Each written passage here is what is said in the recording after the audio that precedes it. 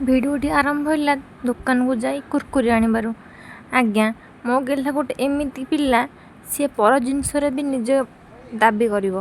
ସିଏ ବି ଜାଣିଗଲାଣି ବୋଧେ, ଜୋର ଜାର ମୁଲକ ତାହାର।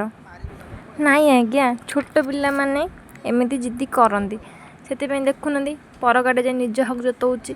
ତା ବାପା ଡାକୁଛନ୍ତି ଆସେ ଘରକୁ ଯିବା, ସେ କହୁଛି ନାଇଁ ମୁଁ ଏଇ ଗାଡ଼ି ସାଙ୍ଗରେ ନେଇକି ଯିବି। ତାପରେ କିଛି ସମୟ ଖେଳିଲା, ତାପରେ ରୁମ୍କୁ ଆସିଲା।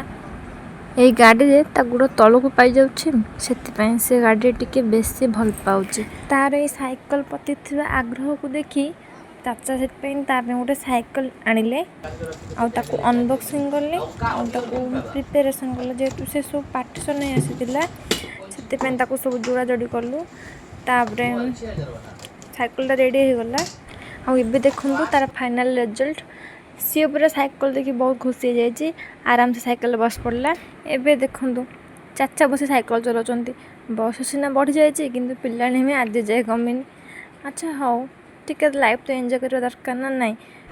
ଦେଖୁନାହାନ୍ତି ଭଗବାନ ଆମ ଉପରେ ସନ୍ତୁଷ୍ଟ ହୋଇଛନ୍ତି। ସେଥିପାଇଁ ତ ତେଲ ସହିତ ବେସନ ଫ୍ରି ଦେଇଛନ୍ତି, ଆଉ ଆମ୍ବ ସହିତ ସୁଗାର ଆଉ ଆଇସ୍କ୍ରିମ୍ 500 ଫ୍ରି ଦେଇଦେଲେ।